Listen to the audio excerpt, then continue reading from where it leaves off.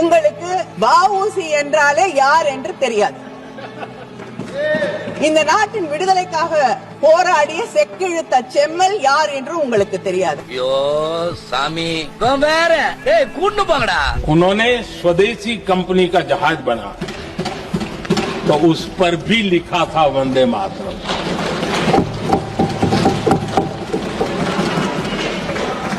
इसी धरती पर V.O. चिदम्बरम पिल्लई जैसे विजनरी पैदा हुए. उन्होंने गुलामी के दौर में भी समुद्र के जरिए व्यापार की ताकत को समझा.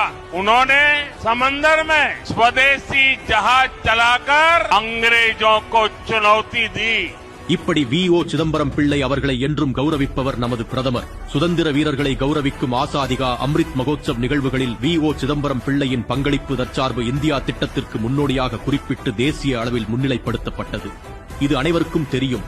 உங்களை பற்றி V.O. சிதம்பரம் பிள்ளையின் பேத்தியை கூறுகிறார். அதை கொஞ்சம் கேட்போம். பாராளுமன்றத்தில் சிலை வைக்க வாய்ப்பு கிடைத்த போது வ.உ.சி.க்கு சிலை வைத்தார்கள், முரசொலிமாறனுக்கு சிலை வைத்தார்கள். முரசொலிமாறன் என்ன தியாகம் செய்து சிறைக்கு சென்று சுதந்திரம் வாங்கி கொடுத்தாரா? இத்தனை ஆண்டுகள் ஆட்சியில் இருந்த திமுக வ.உ.சி.க்கு எவ்வளவோ செய்திருக்கலாம். வ.உ.சி. எழுதிய மெய்யரத்தை பாடமாக வைக்க சொல்லி நான் 10 ஆண்டுகளாக கேட்டுக்கொண்டிருக்கிறேன். அது ஒரே வரி ஆட்டுச்சூடி போன்றது. அதை இவர்கள் ஏறெடுத்தாவது பார்த்தார்களா? மோடி அவர்கள் எவ்வளவு அழகாக வந்தே மாதரம் பற்றி பேசும்பொழுது வ.உ.சி. கப்பல் ஓட்டியதை பற்றி பெருமையாக வ.உ. சிதம்பரம் பிள்ளை என்று குறிப்பிட்டு பேசுகிறார். இதைவிட நமக்கு என்ன பெருமை வேண்டும்?